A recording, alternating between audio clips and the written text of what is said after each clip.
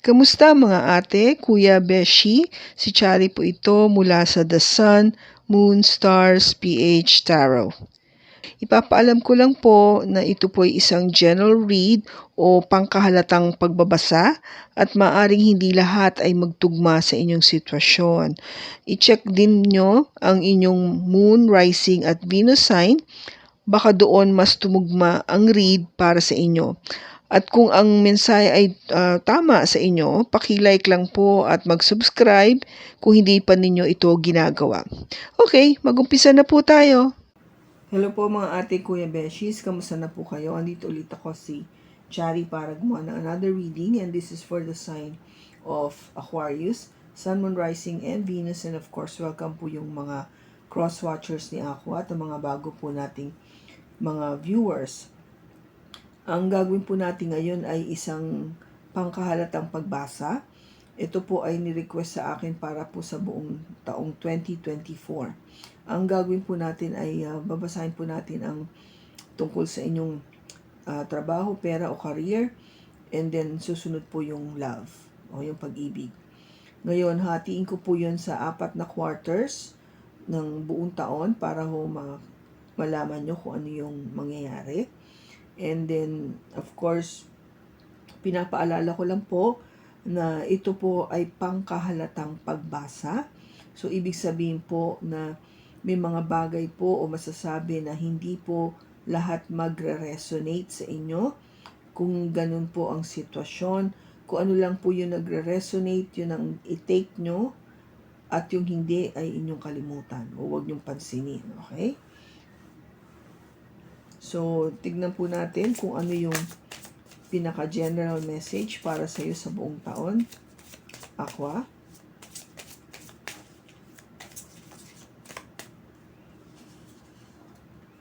We have leadership.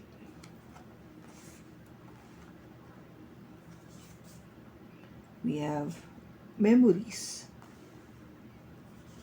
And Archangel Raphael. Okay. So, ang sinasabi sa inyo for you to concentrate for this year is something to do sa leadership, no? Kung gaba dito, set mo yung iyong mga goals. Tama-tama kasi kakapasok pa lang ng bagong taon. So, andito pa lang tayo sa January. Set mo yung goals mo kung anong gusto mong ma-achieve para sa buong taon. At yung memories po is something na bigyan natin ng halaga yung mga importanteng alaala, lalo na sa ating mga mahal sa buhay. Huwag nating alsin yan, no? Because itong mga magagandang alaala na ito ang talagang parang nagduduktong sa ating buhay. Kung lalo na yung memories na yun sa ating mga mahal na buhay na wala na rito sa ating piling. At yung lang ang nagbibigay sa iyo ng kung gaba yung extension na yun, no? That feeling na andyan pa rin sila kahit wala na. You know, because those lovely memories or beautiful memories with them is the one that really makes you happy. At the end of the day, di ba? Yun yung nagbibigay sa atin ng kaligayahan. Pag nare-recall natin, di ba, minsan yung bigla ka na lang mapapaisip na naalala mo na, dati ginagawa namin to. Pag Pasko, ganito kami dito sa bahay. Yung kaibigan ko, yung pinaka-bestie ko, yung best friend ko, si BFF, ganito yung ginawa namin nung maliliit kami. Ang saya-saya. Yung mga ganun ba? O kaya, yung pinaka-love of your life. No? Na sabihin natin yung first love mo. Wow, naalala ko pa kung paano niya ako niligawan o paano ko siya sinagot, paano kami nagkakilala. Those memories, there are things that you need to treasure, no? Bigyan mo ng halaga. Kasi sila yung nagduduktong ng buhay mo, di ba? Sa araw-araw.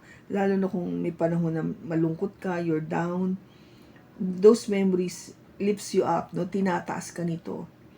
to let you know that, come on, this is not the end of the end of your life. Kung gawa, hindi pa ito yung katapusan ng buhay mo.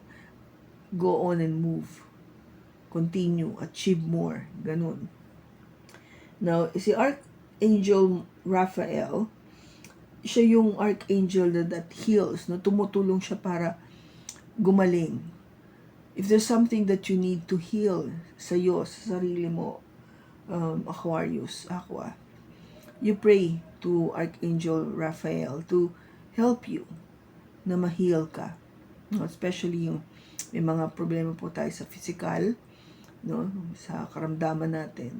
Ang katulong po si Archangel Raphael. Okay? So, tignan natin sa tarot kung ano yung mababasa natin.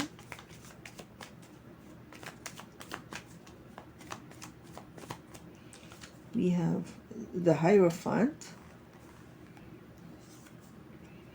Two of Pentacles, and the Six of Swords, the Nine of Cups, the World, the Ace of Swords, the Knight of Cups, the Hangman, the Eight of Cups, the Five of Pentacles, Justice,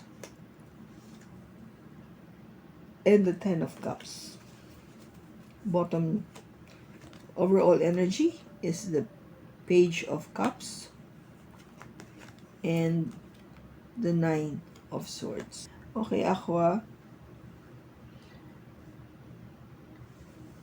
Pagdating sa work, no? We start with work, career, money, okay? First quarter niya, January, February, March. Talagang pinag-iisipan mo mabuti yung work mo dito, no? Yung trabaho. Kasi yung Hierophant, no? This is something that is traditional or institutional, no? Kung gaba sa trabaho, maybe you're working sa government or sa police force, maybe sa hospital or something na yung talagang kung gaba andyan na, matagal nang andyan yung kumpanya na to. Well established na at really into maybe of service, yung mga ganon, yung nagbibigay ng serbisyo, yung trabaho na pinapasukan mo. It could be also, service could be like, if you're producing, kung gaba nasa factory ka, it's also in a way of servicing. Kasi, ang serbisyo pinapakita mo is through your products, no? Yung anong produkto nyo na pinoproduce nyo. Now, you're really into it, no? Talagang andun yung trabaho, pinagbubutihan mabuti. But I think what's happening is you're also having this parang hindi ka makadecide, no? You're so undecisive na parang kasi dito yung Two of Pentacles, no? Na hindi mo o nahihirapan ka. There's parang a period of difficulty do sa work na ginagawa mo ngayon. Maybe masyadong demanding yung trabaho. Okay, Aqua? Kaya, ikaw parang hirap na ayusin yung oras mo, schedule mo, no, yung physical mong katawan para makayanan itong demand ng trabaho. Kaya, pagdating ng last quarter of the month, gusto mo gusto mong talikuran na tong trabaho to. Now, you want to leave the company or maybe go to a much simple or mas sabihin natin manageable na trabaho, no, with the Six of Swords. Yung tipong kayang-kaya, hindi yung para dito kasi parang nakikita ko sa'yo na medyo hirap na hirap ka na nahihirapan ka sa dami ng kailangan mo asikasuhin. Parang ganun yung nakikita ko dito eh. Maybe because nga yung the work in itself is so demanding. Na talagang sabi ko sa of service, no? Pagbibigay ng serbisyo. Hindi madali yon kasi lalo na kung ang pinag-uusapan nating serbisyo is maraming serbisyo, maraming tao na siniserbisyohan nyo. At iba-ibang level kasi ang tao, di ba? Walang parehong tao na pag yung tao na kausap mo ngayon mabait, yung susunod ganun, hindi yun, it doesn't follow, hindi ganun. Baka ito mabait, yung susunod suplada, yung pangalawa mainitin ang ulo, madaling mainis, mga ganun. Mahirap yun. So kung gaba parang ikaw talagang tinitimpla mo yung pagsasagot mo rin sa kanila, kung paano kanila i-approach. So that's a way of juggling, di ba? Hindi consistent kung gaba yung nagiging pagbigay mo ng serbisyo din sa kanila. Nakakapagod yun. Nakakapagod yun na paiba-iba. Wala naman kasi talagang parehong tao. But because of the nature of the work, nagiging ganon. Diba? Kaya ikaw parang you want something na very peaceful, yung simple lang, tahimik, manageable, yun yung hinahanap mo. Kaya parang naisip mo na maghanap kaya ako ng iba. Parang tipong makahinga naman ako. Makahinga naman ako ng normal. Parang hindi ko kasi maramdaman yung pag andito ko sa trabaho na parang ba nalulunod ako sa yung nai-stress, nakaka-stress. Sobrang stress level ba? Ang taas. Yun yung nararamdaman ko dito, Aqua. Ngayon, pagdating kasi ng second quarter, okay? Pagdating ng second quarter, I think dadating yung yung pinagdasal mo, yung magkaroon ng wish fulfillment. Kasi there is this 9 of Cups, a wish fulfillment, and what happened was, nagkaroon ng end of cycle, the world. Natapos yung cycle. Ito yung cycle mo no?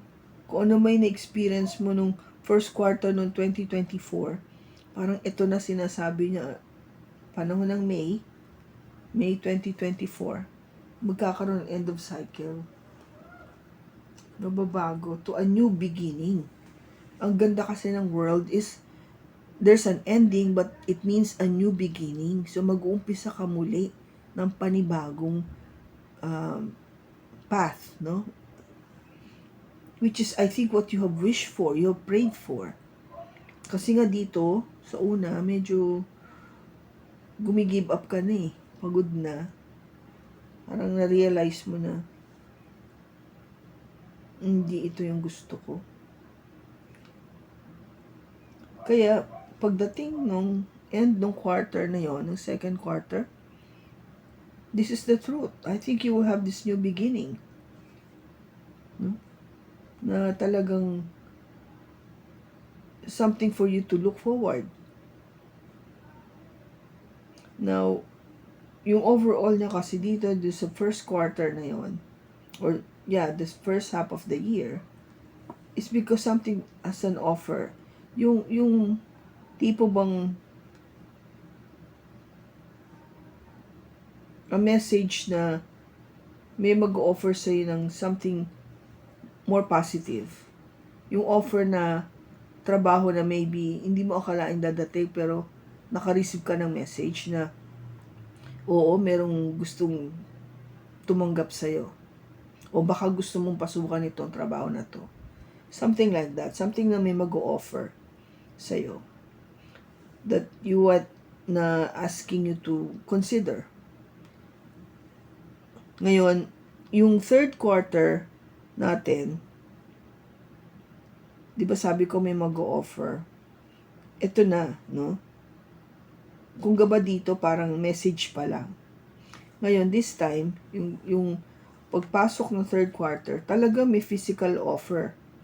No? May physical offer na sa'yo ng trabaho na to. But you will be thinking about this, trying to see, no, in a different perspective, kung ito nga ba talaga yung gusto mo. Kasi baka maganda lang pakinggan, o exciting kasi may nag-offer na bago, di ba? Ang ba normally pag may nag-offer na bago, excited ka. Excited kang makaalis dito sa, o patungo dun sa bagong offer na to. Yun yung tinakikita mo eh. Kasi nga kung gaba parang nakita mo yung hinihiling mo o pinagdarasal mo na naku, mukhang magkakatotoo yata ito ah. Mukhang yung mga gusto kong mangyari for this year eh matutupad na.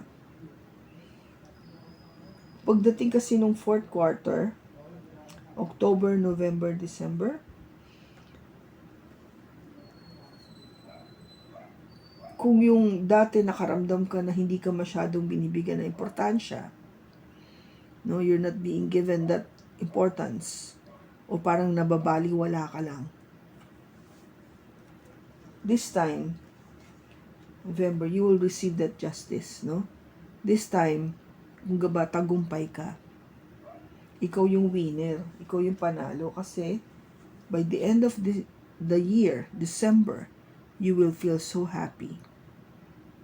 You will feel so happy na talagang kung gaba nagwagi ka. Yung hindi ka nagkamali, no? Hindi ka nagkamali sa iyong desisyon.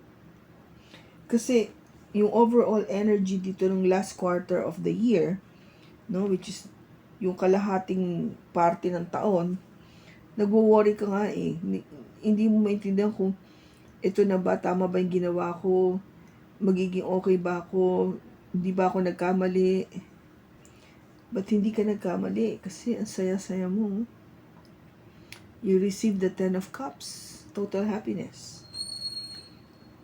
Dahil dito sa, well, I guess it has something to do with a new beginning, no? A new beginning. Pagdating sa pera, gaba wow. Okay yung naging decision ko kasi nakakita ko ng bagong pag-asa to earn more. To maybe hindi lang earn more, but be happy with what I'm doing. No? Hindi lang masaya ako sa ginagawa ko. Kasi earning is one thing and trying to enjoy what you want is another. No? Kasi talagang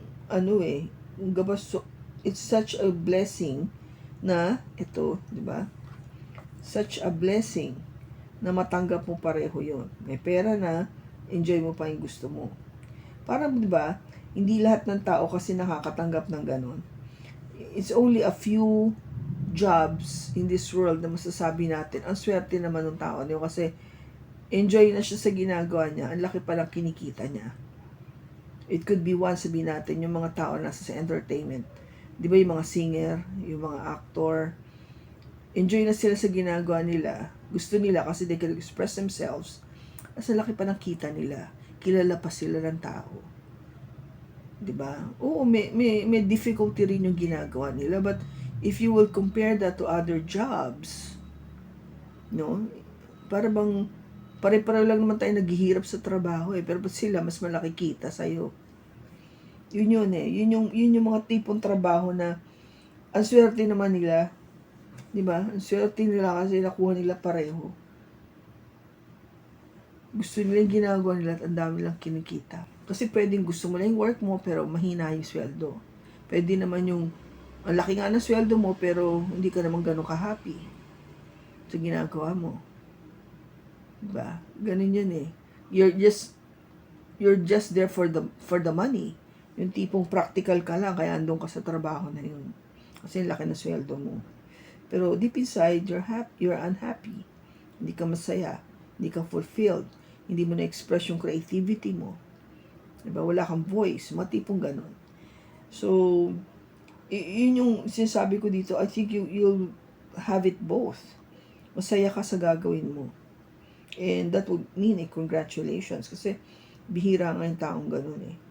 But just, I think, no, take this off. Itong energy na to na hindi ka sure o nag-worry ka. Kasi, think you know who you are, kung anong capabilities mo, Aqua. You're very intelligent. You always do so well with your work. Sa totoo lang. Kaya, huwag kang kabahan. Yun ang gusto kong sabihin, huwag kang kabahan. Focus on your goals. Kaya andito yung leadership eh. I-focus on your goals. Kung ito yung goal mo for this year, then yun lang. Isipin mo yun. Huwag kang mag-entertain ng anything that is negative. Take this off. Alsin mo yan. Okay? Have that good memories in you. Memories that makes you happy. Good memories of people that have helped you or that love you. Para dala mo yan eh. Diba? Everyday dala mo yan sa puso mo, sa isipan mo. To keep you going, to keep you stronger. And sabi ko, if you need to heal something within you, lalo na yung physical, call on Archangel Raphael. Okay? So, pagdating sa career, I think you will do fine. Now, pagdating sa love life, pagdating ng first quarter, again, we're talking about the Hierophant. We're talking about the Hierophant. Ang Hierophant kasi dito, Aqua, is all about having a relationship. Having yung traditional type of relationship. Getting into marriage. Having that proposal. Or, yung marriage dito would be institutional, talagang yung typical na magpapakasal kayo sa simbahan, yung mga ganon. Yung merong pamamanhikan, yung mga kasal, yung ganon, okay? Traditional. But, eto na yung but. So, mangyayari yung pagpo-propose o yung pag-iisip o pagpaplano, pagsasabi ng January. Pagdating ng February, medyo alinlangan. Medyo hindi ka sure. Medyo parang nagkakaroon ng second thoughts, ng doubt, ng difficulty. Having that question mark. And dahil doon, I think someone, it could be you, Aqua, who's turning your back. Tumatalikod ka dito. You want something peaceful. Something na hindi magulo. Hindi ko naman sinasabi magulo ang pag-aasawa in general, but it is. Kasi, in a way, it involves not just you, but it will involve another person. And then eventually, you will grow, yung family nyo mag-grow. So, it will include other people. Kaya medyo magulo, di ba? Married life is magulo. Hindi naman siya talagang tahimik. Kasi it involves people. Okay? People around you. Kaya kung gaba ikaw, nagkakaroon ka ng second thoughts na gusto ko nga ba talaga magpakasal? Yun yung tanong eh. Now, pagdating ng pagdating ng second quarter, I think you were praying na sana, you were given this parang enlightenment kung ano nga yung dapat mong gawin. And I think you got your wish. Yung wish fulfillment mo dito with the Nine of Cups. That things will change. With the World card, that things will end. May mabago na sana. May kung tipong may matapos. But I want a new cycle. Iba naman takbo. And that is the truth, no? That is what I'm praying for. Yun yung katotohanan. siguro parang ayaw mo na nito eh. You are trying to get yourself out of that tradition. Yung ba umiiwas ka muna, di ba? Umiiwas ka. You know, you're turning your back to this tradition. Maalis ka. Maybe because siguro sa'yo parang baka naman pwedeng hindi magpakasal. Pwede naman siguro kami pero wala mo nang kasal. Parang ganun. Si third quarter mo is okay, may offer of love, no? Talagang eto na formally may offer of love. Ibig sabihin, andun yung ano talaga, yung maybe this time na pag-offer ng love. And again, you're still trying to see kung ano yung perspective, no? Anong gusto ko bang gawin? Para kasi wala nangyayari eh. Things are not changing. Walang walang movement. Walang galaw. That is why, kung gaba parang, this is not for me. Walk away na lang ako. Kasi this is not what I want. Buti pang umalis. Buti pang mawala. O maghanap ng iba. Kasi, hindi naman ako iniintindi eh. Binabaliwala ako. I'm not the person na talagang binigyan ng, sabihin natin, ng importansya. I was just being left out of the blue. Parang, wala lang. Bigla akong iniwan. Hindi na ako pinansin, hindi na ako binigyan ng value. Ba? At ang nawala kasi is yung balance, yung justice sa relationship na to. Yung agreement ba? The agreement between two people. Yung kasama dun yung nawala eh. Siyempre, if somebody walk away from you, parang sinabi mo rin na pinunit na nito yung papeles na nagpapatunay na meron tayo agreement. Or hindi natupad talaga yung naging yung agreement between the two of us. Yun na pag-usapan. Or what we have agreed upon. Di ba parang ganun yung dating? Somehow, it made you happy na kung ito man yung naging ending, na nawala, no? Nawala yung tao, iniwang ka, and it gave you the balance that you needed in your life. It brought happiness to you. O kung gaba ng ibang tao, kala malungkot ka kung nag-iisa ka na, wala na siya. Kasi nga, ang dala nito is pag-worry. Hindi eh. You felt happy by your own. Buti nga nawala siya. Parang tipong ganun eh. Buti na lang na nawala na siya sa buhay ko kasi mas tahimik pa ako. Parang nag-start ka kasi dito nung first quarter na ito na yung offer, hindi ka sure kaya you're turning your back dito sa offer na to. Parang pagdating din ng December, hindi ka naman pinansin, hindi ka binigyan ng halaga na kaya yung kung gaba ikaw eh yung pagbabalanse mo sa inyong relationship is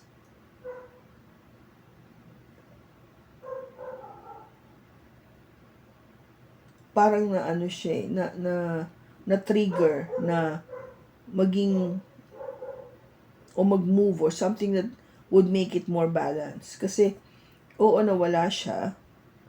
So, akala mo magiging imbalance. But, what happened is, I think, mas natuwa ka pa nang wala siya. Kasi yun yung nagdala ng pagbabalanse sa buhay mo.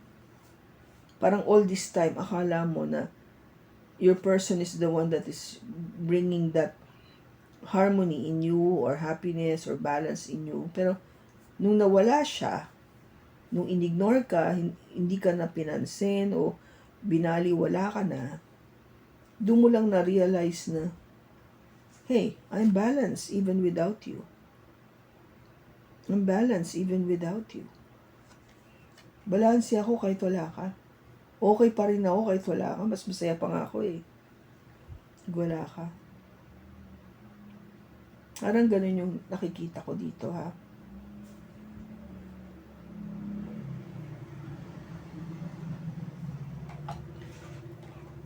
Tanong natin, babalik ba yung person ni ako sa kanya? Babalik ba yung person ni ako sa kanya?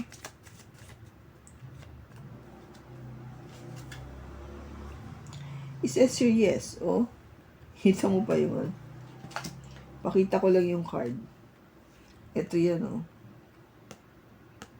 Yes, babalik siya. Babalik siya sa'yo. And maybe that is the reason kung bakit masaya ka rin. That's one interpretation. Kasi kung gaba dati, sabi ko nga, andito yung Five of Pentacles, hindi ka pinapansin. Maybe, pagdating ng November, something happened, kaya, naano ka, yung tawag dito, nabigyan ka ng pag-asa na maging okay kayo muli, kaya masaya ka na. No?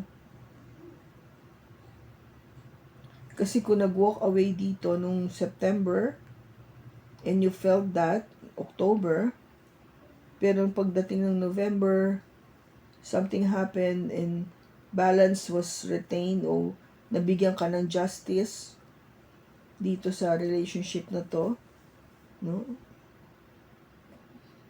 Your person might have realized na it's not the same without you, kaya masaya ka na nagkabalikan kayo. Ganun yung dating.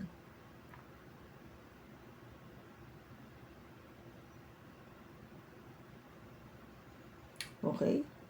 So, tingnan natin.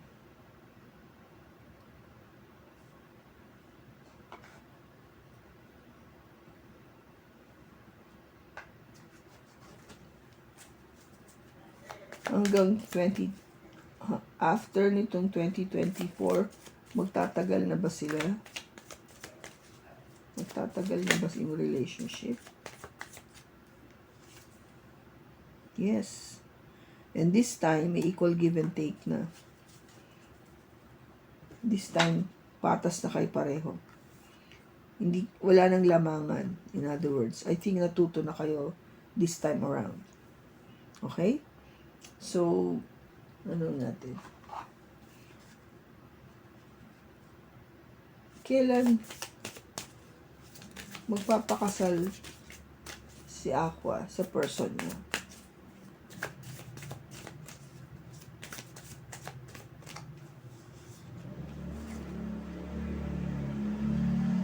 It says here within a month. Siguro yung time na nag-offer na siya, nagsabi na yung person mo na, nag-propose na sa'yo, within a month, you want to get married. Ngayon, this time, you really want to get married na. Okay? I hope na nakatulong ito sa'yo, Aqua. Maraming salamat sa pagsama mo sa akin, sa pagbasa na to. Sa susunod po muli, ingat ka and God bless.